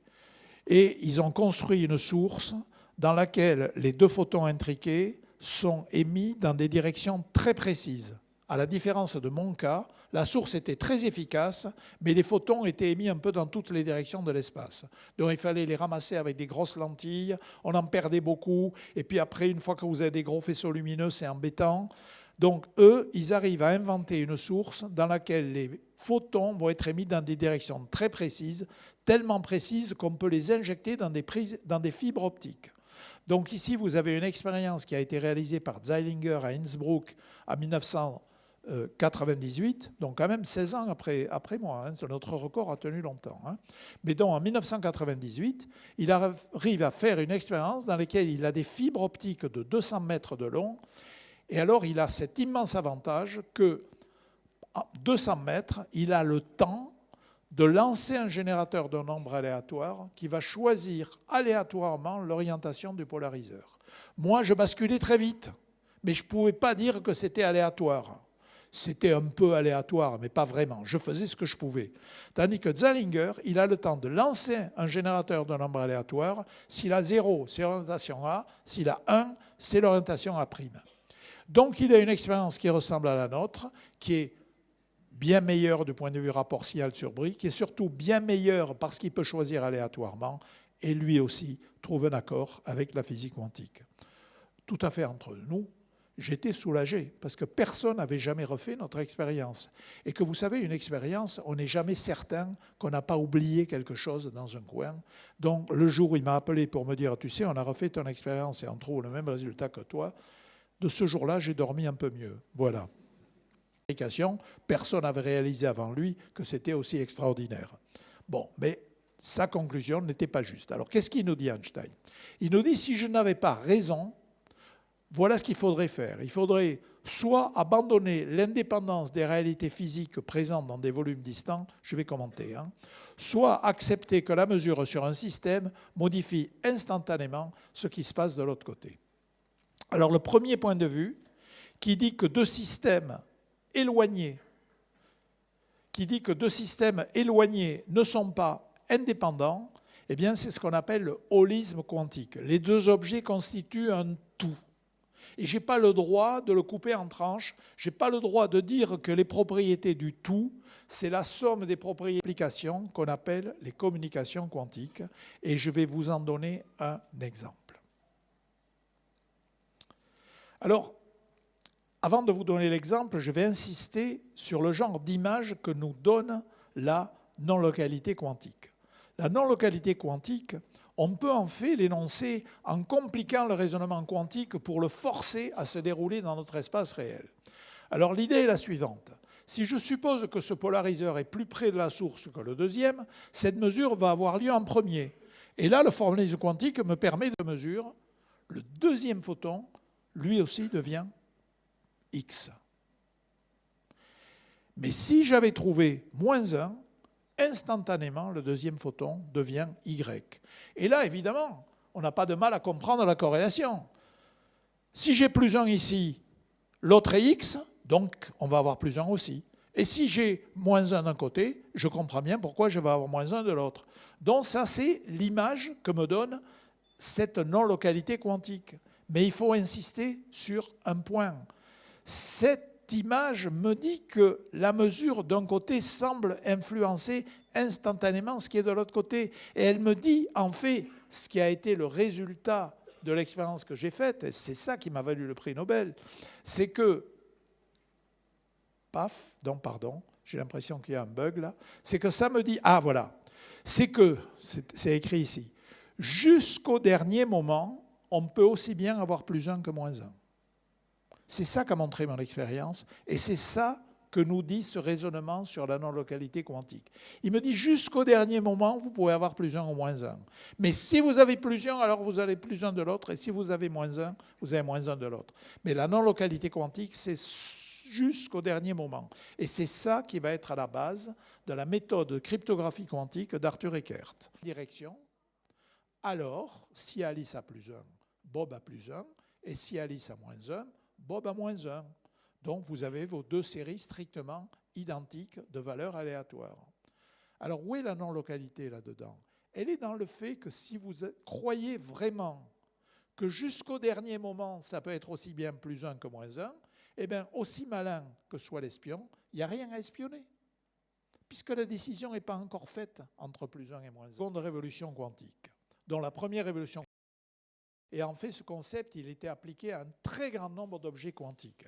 Parce que dans un faisceau laser, vous avez un grand nombre de photons. Dans un circuit électrique, vous avez un très grand nombre d'électrons. Dans la deuxième révolution quantique, on va s'intéresser à l'intrication et on va s'intéresser à l'observation et à la manipulation d'objets quantiques uniques. Parce que repensez à l'expérience des paires de photons intriqués.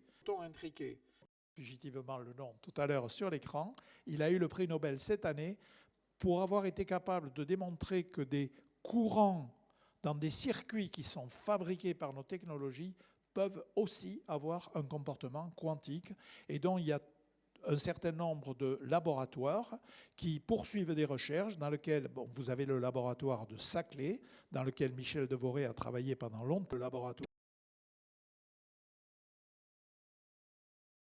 Deuxième application dont tout le monde parle, bien sûr, les ordinateurs quantiques. Alors les ordinateurs quantiques, aujourd'hui, on a des ordinateurs imparfaits qui fonctionnent et qui permettent déjà de résoudre un certain nombre de problèmes qui ne sont pas accessibles à l'ordinateur classique. Mais le nombre de cas est extrêmement restreint. Néanmoins, il y a quelques cas où on arrive à faire mieux que l'ordinateur classique.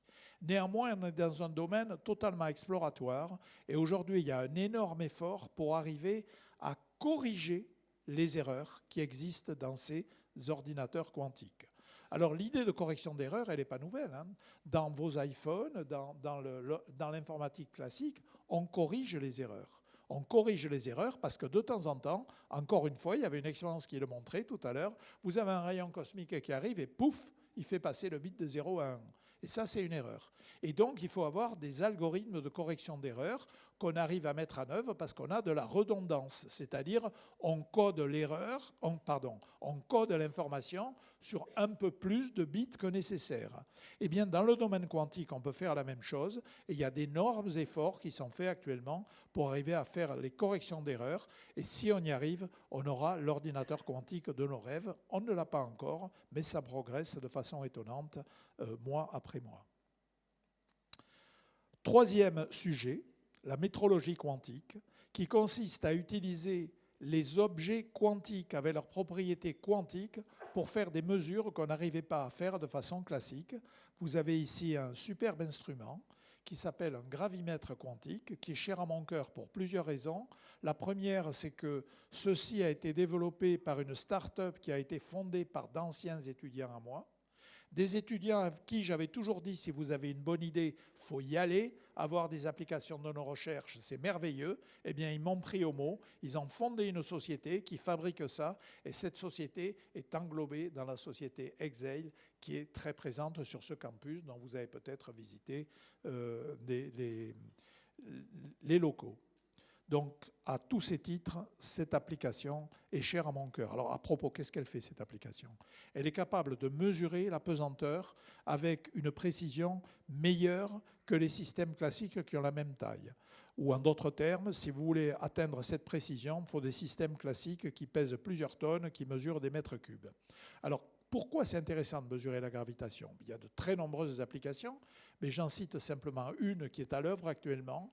Des systèmes comme ça sont déposés sur les flancs d'un certain nombre de volcans dans le monde. On mesure les fluctuations de la pesanteur et on espère être capable de trouver des signatures du fait qu'il va y avoir une éruption volcanique. Vous vous rendez compte que c'est un enjeu absolument extraordinaire si on est capable, en mesurant les fluctuations de la gravitation, de dire « attention, il est temps d'évacuer les populations ». D'accord? Donc voilà un exemple. Bon, après, je passe sur les autres exemples de métrologie quantique. Donc je vous ai dit au départ que la première révolution quantique, elle était d'abord conceptuelle, puis scientifique, et enfin sociétale par les applications technologiques qu'elle a développées et qui ont transformé la société. Qu'en est-il de la deuxième révolution quantique? Alors je pense que si vous lisez un petit peu la presse, les médias, vous entendez parler d'avantages quantiques. Que serait l'avantage quantique? Le fait que les ordinateurs quantiques arriveraient à faire des calculs inaccessibles à l'ordinateur classique. Alors c'est vrai, c'est vraiment ce qu'on met souvent en avant, mais moi j'ai envie de mettre en avant une autre possibilité. Il n'est pas exclu, et on a un certain nombre d'études qui nous rendent assez optimistes. On a fait ça l'autre jour chez Pascal, il y a la société Pascal qui est une start-up du quantique. Eh bien, des gens qui ont fait ce calcul, il n'est pas exclu du tout qu'on trouve des problèmes qui peuvent être résolus par l'ordinateur classique au prix d'une puissance électrique gigantesque, d'une dépense d'énergie gigantesque, eh bien on pourrait résoudre ces problèmes avec un ordinateur quantique en dépensant beaucoup moins d'énergie. Je pense que si on y arrive, l'intérêt ne vous échappe pas, puisqu'on dit qu'aujourd'hui, les plus grands centres de calcul, il faut quasiment un réacteur nucléaire pour arriver à l'alimenter en électricité. Donc vous voyez qu'on a des choses qui sont très intéressantes. C'est votre génération qui devra répondre à ces questions. Donc personne ne peut répondre aujourd'hui avec certitude, mais vous avez beaucoup d'organismes qui y croient. L'Europe, la France et tous les pays, ça c'est l'Île-de-France, chacun a son programme quantique et investit de l'argent dans le quantique. Et puis vous avez un certain nombre de sociétés qui investissent dans le quantique, Microsoft, Google, Amazon, IBM et même Atos. Alors ceux qui suivent l'actualité économique, vous dites non mais Atos, ils n'ont plus d'argent. Atos, ils ont coupé leur société en deux et le quantique est parti avec les ordinateurs de haute puissance. Il faut savoir que Atos est capable de faire les ordinateurs les plus puissants en Europe, quasiment aussi puissants que ceux que vous trouvez aux États-Unis. Vous en avez 3 aux États-Unis, vous en avez 2 en Europe, un en Allemagne, un à Bruyères-le-Châtel en France. Et c'est la division ordinateur, qui est l'ancienne division, qui est l'ancienne société Bull, qui avait été reprise par Atos. Et ça marche toujours. Et ces gens-là ont toujours le quantique. Voilà. Alors ça, c'est les grandes sociétés. Et puis, vous avez une floraison de petites sociétés, des start-up, qui chacune développe son schéma, et puis on verra bien qui a raison à la fin. Alors, je suis obligé de vous dire que j'ai un conflit d'intérêts puisque je suis cofondateur de la société Pascal. Je suis dans le conseil scientifique de... Alors, Pascal travaille avec des atomes. Je suis dans le conseil scientifique de Candela qui travaille avec des photons.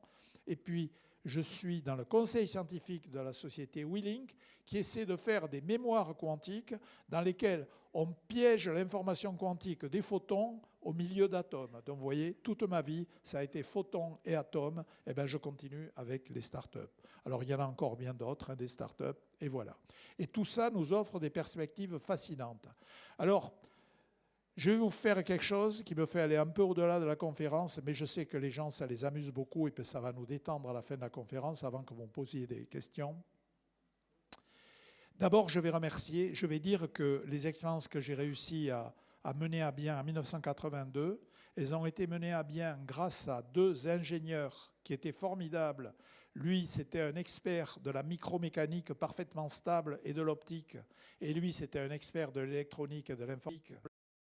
Lui, vous diriez stagiaire de M2, à l'époque on appelait ça des stagiaires de DEA, eh bien ces deux stagiaires qui étaient là, voilà les photos d'eux à peu près à l'époque, ils ont fait leur chemin, parce que vous en avez un qui s'appelle Jean Dalibard, qui est professeur au Collège de France et qui est une des stars mondiales, et l'autre qui est Philippe Grangier, qui est professeur à l'Institut d'optique et à l'École Polytechnique, et qui est lui aussi une star mondiale de l'optique quantique. Donc j'ai eu beaucoup de chance d'avoir tous ces gens pour m'aider, pour arriver au bout des expériences. Et puis, je vais vous répondre à une question que généralement les gens n'osent pas poser, mais ils ont très envie de poser. Comment apprend-on qu'on a le prix Nobel? La réponse est ici.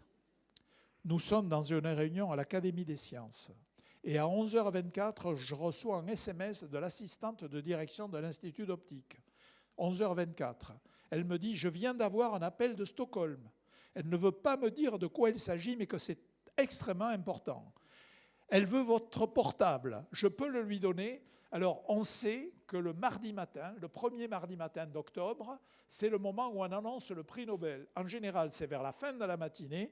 Donc, je vois ça. Devinez ce que je lui réponds. Je lui réponds « Oui, bien sûr ». Il est 11h29. Mon téléphone sonne. Allô, ici Stockholm, je sors, on m'annonce la bonne nouvelle et on me dit surtout vous n'en dites rien à personne parce qu'on va annoncer l'information officiellement un peu plus tard. Bon, je rentre dans la salle où il y avait mes collègues, le collègue qui était à côté de moi avait vu que c'était un appel de Stockholm, tout le monde dit alors et je dis je suis désolé mais le comité Nobel m'a... On se met sur son portable, ce Nobel sort et je suis à côté de Serge Haroche, à côté de Jean Dalibard, qui me disent « ça y est, la nouvelle est annoncée ». Donc 15 minutes entre le moment où ils ont appelé l'Institut d'optique et le moment à Stockholm. Et le résultat de tout ça, eh ben, c'est qu'avec mes deux jeunes étudiants, Jean Dalibard et Philippe Grangier, mais on est quand même 40 ans plus tard, donc c'est plus tout à fait des jeunes, eh bien, on est allé faire les pingouins à Stockholm. Voilà.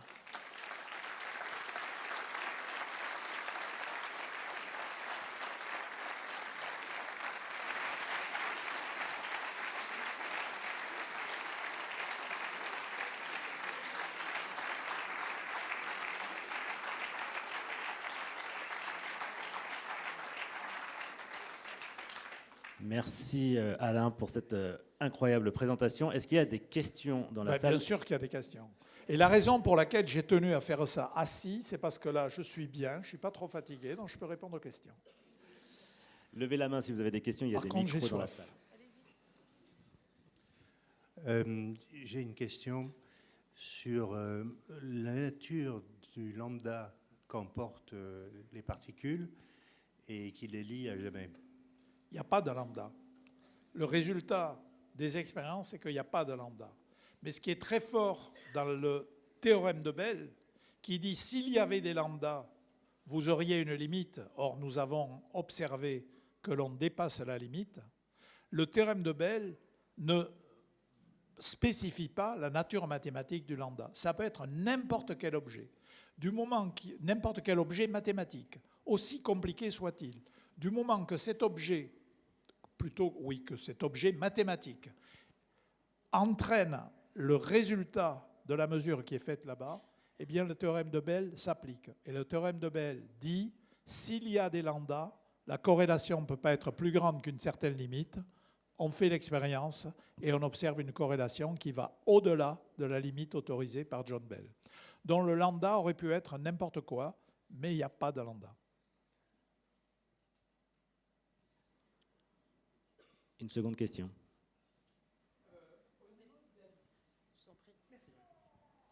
Au niveau de la décohérence, comment vous traitez le problème pour faire des systèmes qui comportent plusieurs molécules, à la limite à l'échelle du transistor, pour éviter la décohérence quantique?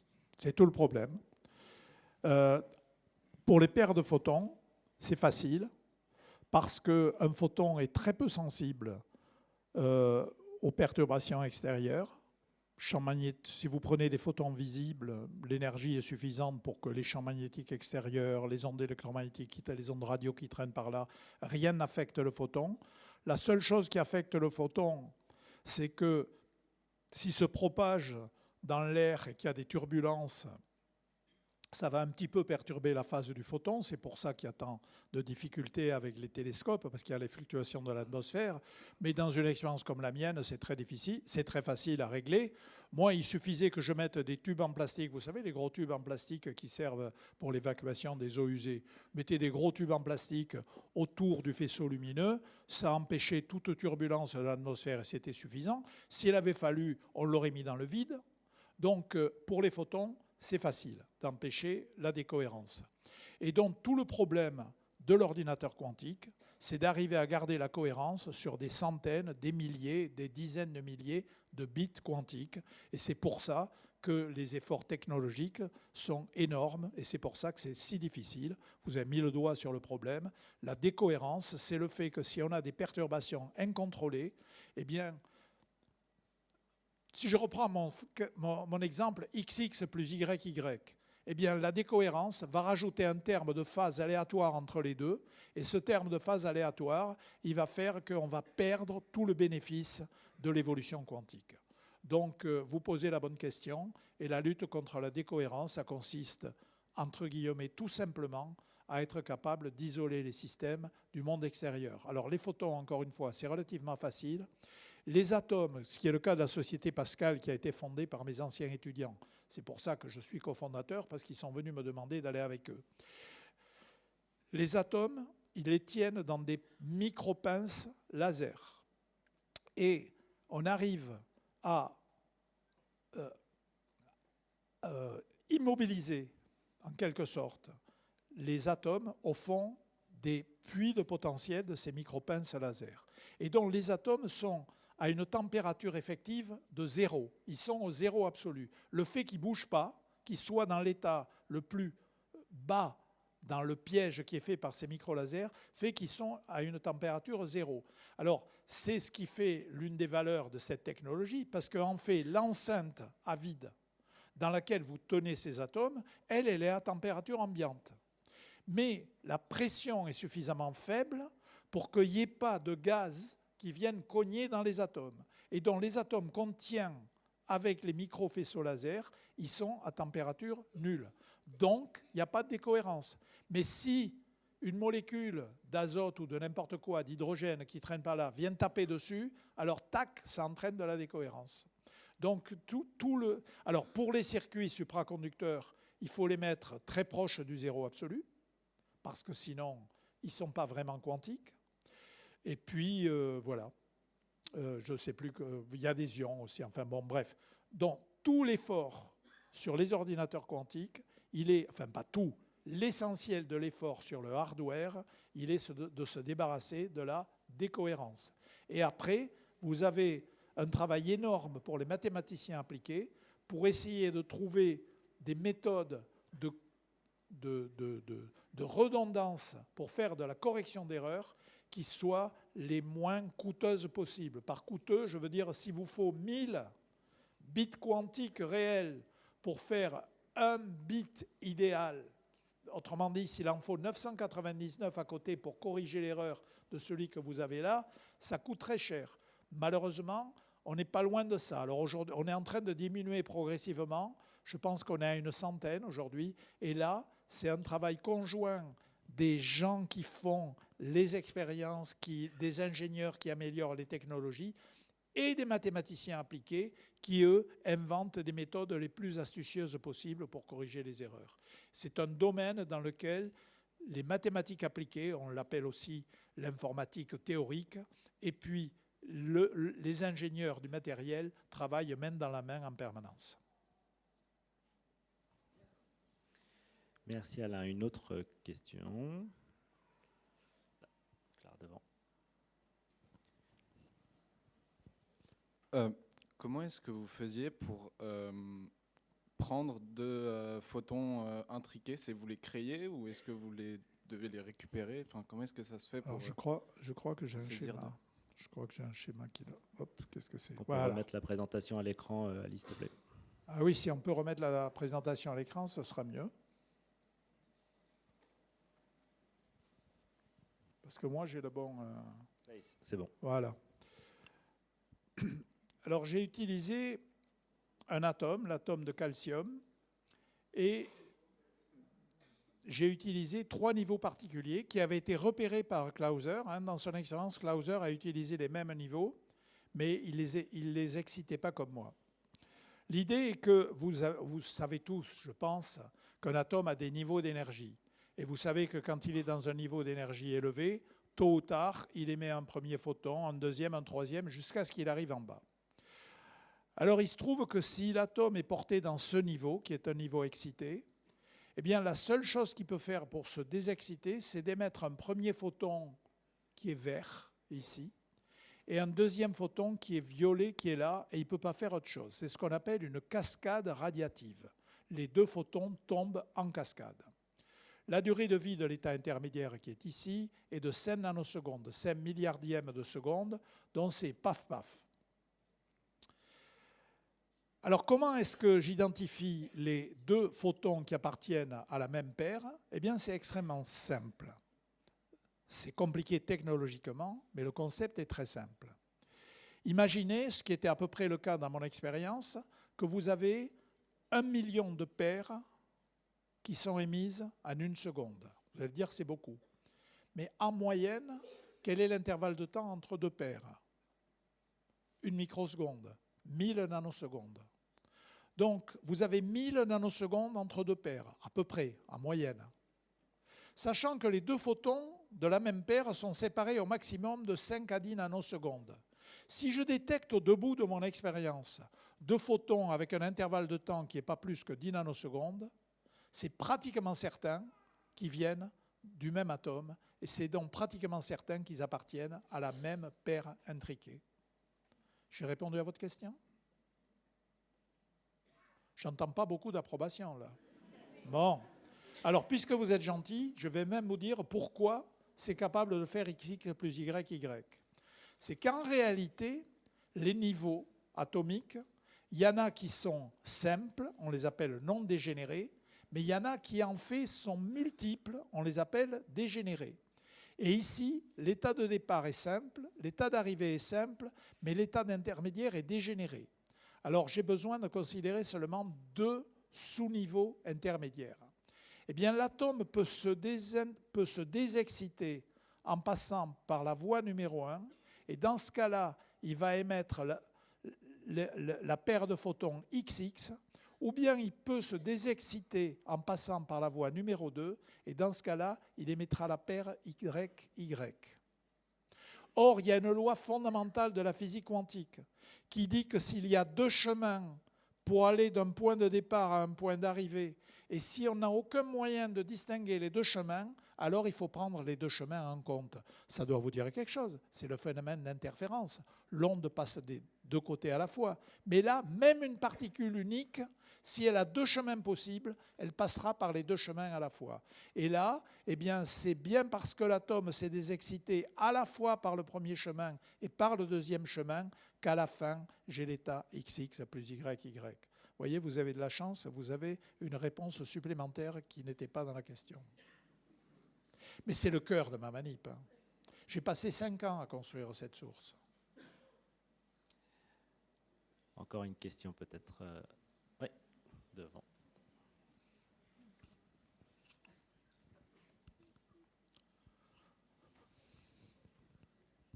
Merci. Alors, je voudrais juste savoir si j'ai bien compris. Les 2 photons qui sont corrélés, c'est 2 photons verts ou c'est un vert et un bleu? Enfin, non, un vert et un violet. C'est un vert et un violet. Alors, votre question est intéressante pour les gens qui sont très savants parce que les gens qui sont très savants pensent que l'intrication, c'est forcément lié à l'indiscernabilité des particules. Alors, les particules indiscernables sont souvent intriquées, mais on peut avoir de l'intrication même si les particules ne sont pas indiscernables. Et là, manifestement, un photon vert et un photon violet, c'est certainement pas indiscernable, puisqu'il suffit de mesurer la longueur d'onde pour savoir qui est qui. Et d'ailleurs, c'est ce qui fait qu'il y en a un qui part vers la gauche et un qui part vers la droite, parce qu'en fait, il en part dans tous les sens, et je mets un filtre violet pour aller vers la gauche et un filtre vert vers la droite. Donc c'est ça qui fait que les uns sont d'un côté et les autres de l'autre. D'accord, merci. Mais encore une fois, la clé, c'est ce que j'ai raconté il y a 1 minute, c'est le fait que quand je détecte 2 photons dans un intervalle de temps qui est compris, on va dire, entre 0 et 10 nanosecondes, je suis quasiment certain qu'ils viennent du même atome. Je crois qu'il y avait une question pas très loin. Oui, voilà.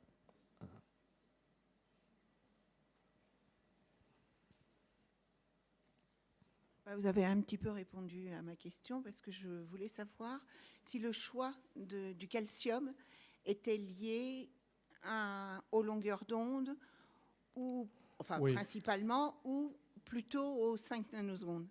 Non. Ah ouais, ben les deux, j'ai envie de répondre les deux. Oui. Mais des niveaux, dans votre idée des niveaux intermédiaires courts, il y en a plein. Le problème, on est quand même en 1975 quand je commence. Et le problème, et j'ai très rapidement l'idée, ce que ne faisait pas Clauser, j'ai très rapidement l'idée que je veux exciter sélectivement ce niveau-là. Grosso modo, Clauser, il tapait dans le tas, mais ce n'était pas de sa faute, hein, il a fait sa manip en 70. Hein. Donc il tapait dans le tas, et puis dont l'atome était excité dans n'importe quel niveau là, qui traînait en haut. De temps en temps, ça faisait ça, et la plupart du temps, ça passait par l'autre côté, mais ça arrivait ici, donc il y a les photons de Nu2, pas le photon de Nu1, et il avait un rendement très faible. Moi, je me rends compte que si j'arrive à tomber pile poil sur le niveau du haut, là, l'atome, il n'a pas le choix. Tout ce qu'il peut faire, c'est mettre la paire de photons dont j'ai besoin. Donc la difficulté, c'est de tomber pile poil là-dessus. Et on ne peut absolument pas passer du niveau du bas au niveau du haut avec un seul photon, parce qu'il y a des règles de sélection qui disent que comme les deux niveaux, les gens qui ne comprennent pas, ce n'est pas grave, mais ceux qui vont comprendre entendent ce que je dis. Pour passer du premier niveau au deuxième niveau, les deux niveaux ont la même parité et on ne peut pas y passer avec un opérateur impair. Et si je mets un seul photon, j'ai un opérateur impair. Conclusion, avec un photon, ça ne marche pas, mais avec 2 photons, ça va marcher. Il faut donc que j'empile 2 photons de façon telle que la somme des 2 énergies tombe pile poil là-dessus. Et quand je dis pile poil, c'est en échelle de fréquence au mégahertz près. Alors vous allez me dire mégahertz 10 puissance 6. Oui, sauf que les fréquences, c'est 10 puissance 15. Donc il faut une précision de 10 puissance 6 sur 10 puissance 15. D'accord ? Donc ça fait du milliardième. Donc il faut être capable de tomber là-dessus pile poil. Et pour ça, je prends un laser à krypton qui a une fréquence fixe, à condition de s'y prendre bien, et je rajoute un laser accordable qui est un truc tout nouveau à l'époque quand je commence, c'est à peine en train de sortir les lasers accordables, dont je peux régler la fréquence, c'est très compliqué technologiquement, mais je peux arriver à régler la fréquence pour tomber pile poil dessus. Il se trouve que la fréquence du laser accordable dont j'ai besoin dans ce système-là tombe dans un colorant, parce qu'on utilise on fait fluorescer des colorants, ça tombe dans un colorant qui est assez facile à manipuler. J'ajoute, cerise sur le gâteau, que nous avons su par la suite que ce colorant n'était pas toxique, à la différence de beaucoup de colorants qu'on utilisait à l'époque sans savoir qu'ils étaient toxiques. Je veux dire que les vapeurs étaient toxiques. Et j'ai un certain nombre de collègues qui malheureusement ont utilisé d'autres types de colorants et ont développé des maladies assez embêtantes. Donc j'ai choisi ce colorant parce qu'il était facile à manipuler et j'ai eu la chance qu'en plus il n'était pas toxique. La vie, c'est comme ça. Il faut avoir de la chance.